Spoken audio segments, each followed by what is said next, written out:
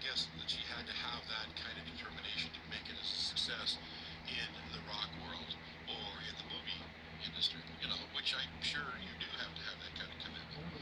But putting this in context with a number of other elements, you start to see a kind of almost deranged thinking process underlying a lot of this obsession that she has. It's almost a compulsion to succeed no matter what.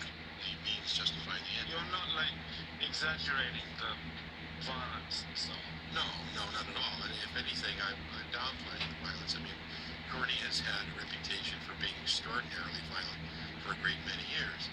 And after I lost track of her, she was taken away from me when she was only 5 or 6 years old. So I have no idea what went on. But she's been notoriously violent. She's written me a number of letters where she said she stabbed a kid on a school ground. She's been in juvenile hall and had a number of fights. It's all documented. She's punched out other rock stars like Kate Hanna. She's had fights with Tad Doyle's girlfriend.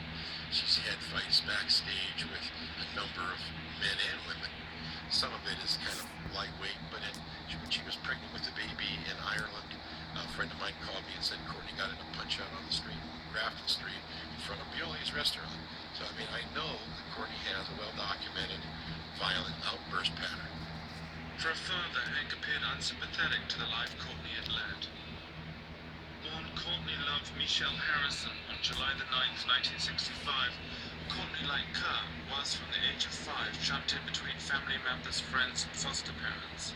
She spent a brief spell in New Zealand, hippie communes in California, a reparenting center in Montana. She eventually ended up in reform school, where she wrote, "I've been on my way here all my life." I got Windows 8 installed and She then everything. moved into the world of rock and roll and got into the glamour of drugs.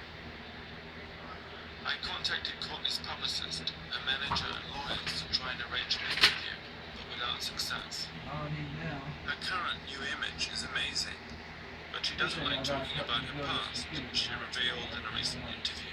You've been a stripper. There is the drugs use, the heroin.